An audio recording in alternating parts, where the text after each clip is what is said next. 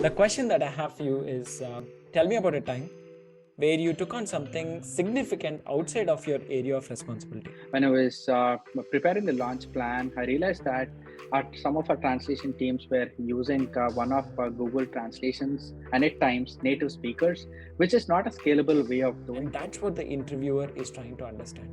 As a product manager, can you take an end to end ownership and do everything that's needed to deliver a successful product and measure it? Hi, everyone. Welcome back to our podcast, Everything Product. We talk about latest technologies with a product mindset. This is Funny Boyuru. I'm a product manager at a startup. This is Srinath. I work as a product ops manager at Twilio. Great. We have been doing several interview questions in the last few weeks. And what we plan to talk this week is about behavioral questions. I'm going to ask Srinath a behavioral question for product managers. And after he answers, I'll explain why an interviewer asks such questions and what he wants to understand about you. So, Srinath, are you ready? Yes. Cool. The first question that I have for you is walk me through a big problem that your organization had and how you helped to solve it. Yeah. So I'll take an example from one of my professional work experience. So as a product manager. So planning to launch a product in a new marketplace. That product existed in a particular marketplace. I was supposed to launch in a marketplace which had a different customer in terms of like the requirements, scope, and all that stuff. So during that, I observed that we had a good tech implementation plan. However, some of our stakeholders felt that we'll take the same experience to a new marketplace. Assuming that it works. In addition, copy the launch readiness plan that we leveraged in, and in when we launched a few countries before. However, during my discovery, I learned that the previous country launches were pretty inefficient, resulted in a bad customer experience, and also resulted in multiple escalations post launch. So my goal as a product manager was to make sure when I launch the product, it meets the local market needs and offer the best possible customer experience. At the same time, I have the necessary operational infrastructure to support that product post launch.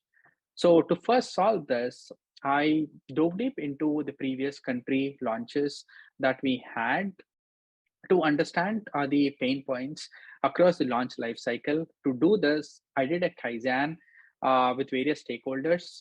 For the folks who don't know about Kaizen, Kaizen is nothing but sitting and brainstorming across the journey to identify various pain points with a group of stakeholders.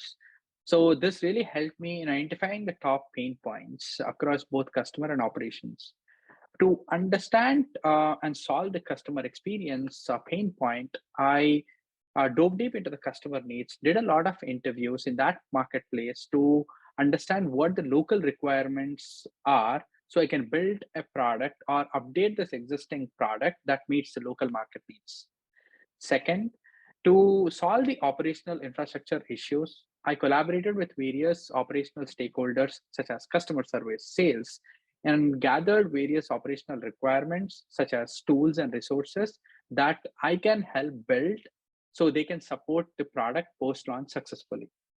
Overall, these mechanisms really help me in putting me in a strong place when be ready prior to product launch. And I made sure that I have the relevant metrics to track the success of my product.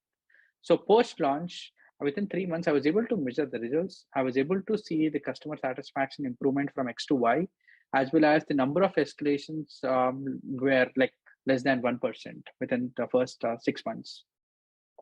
That's great, Srinath.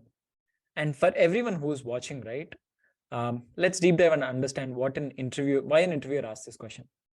And as a product manager, we are always given an ambiguous problem, and then we'll have to deep dive and understand both from our customer standpoint and from a team standpoint what we need to build.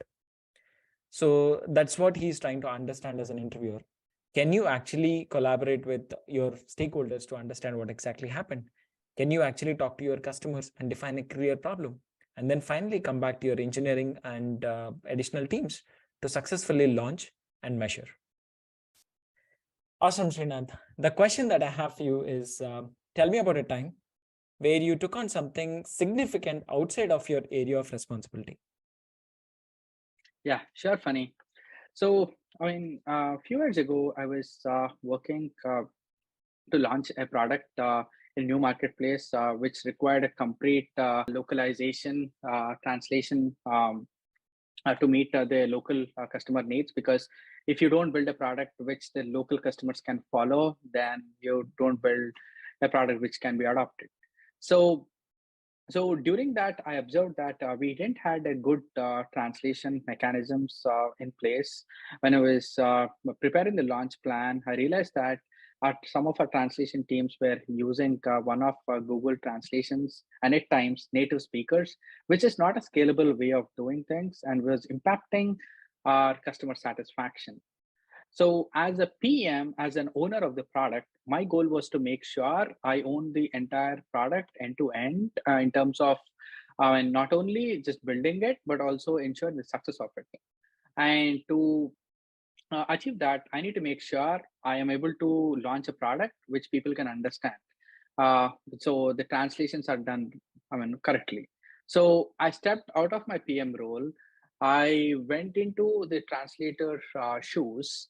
I understood basically why we are having so many inefficiencies and impacting our translation accuracy, which was pretty important before I launched this product.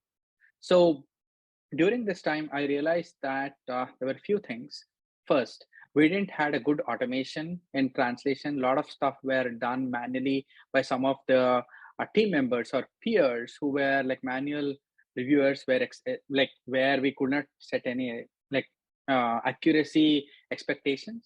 At the same time, our translations team did not have the necessary budget to engage with native speakers. So I took these pain points, came up with a plan on how we could automate some of these things through machine translation.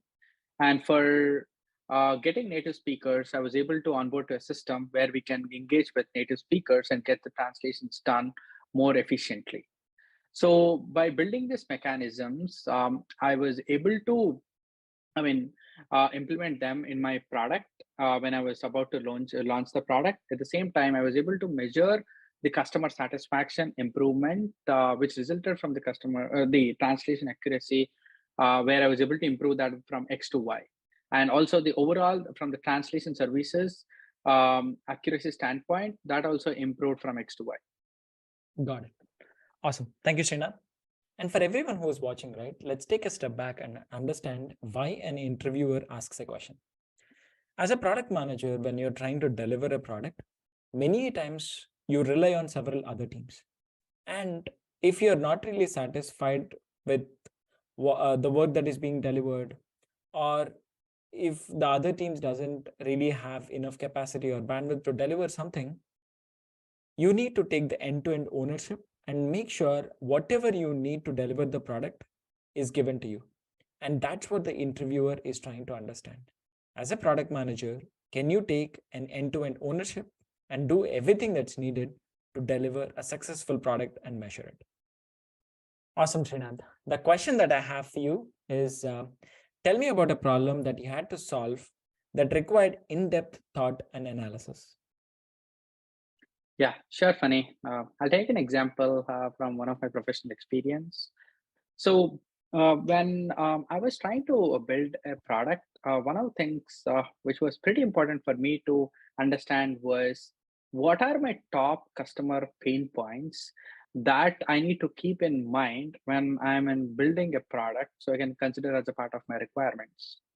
So when I started doing some discovery work, I realized that we didn't had a great insights into customer satisfaction, net promoter scores, such as those, which was a big gap I felt because lack of visibility into that. I may be building the right product, sorry, wrong product. So which was pretty important for me in order to figure out how we can get access to customer insights that can help inform my product roadmap.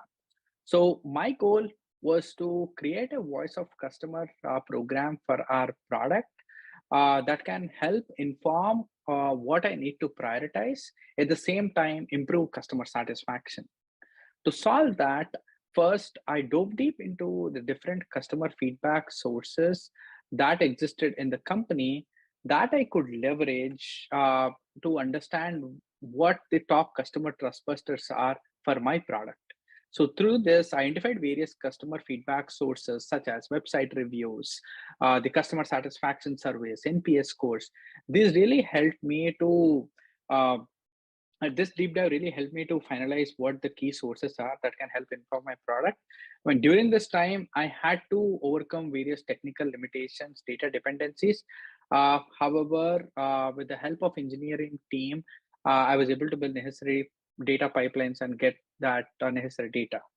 And to understand the top customer experience dashboard pain points, as well as trustbusters, I built various customer experience dashboard within this program, which helps me capture across the customer journey where the pain points are, what does the drop rate look like, what does the success rate look like, such as these really help me to understand across the journey where my pain points are and help me to come up with my requirements.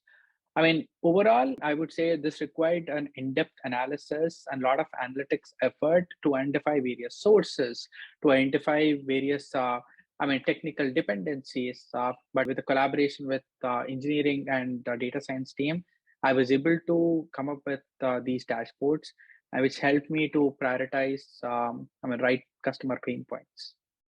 Got it. Thank you, Srinath. And for everyone who's watching, right, let's go back and understand why an interviewer asks this question. As a product manager, 95% of the time, you will be driving initiatives where you have limited knowledge on that.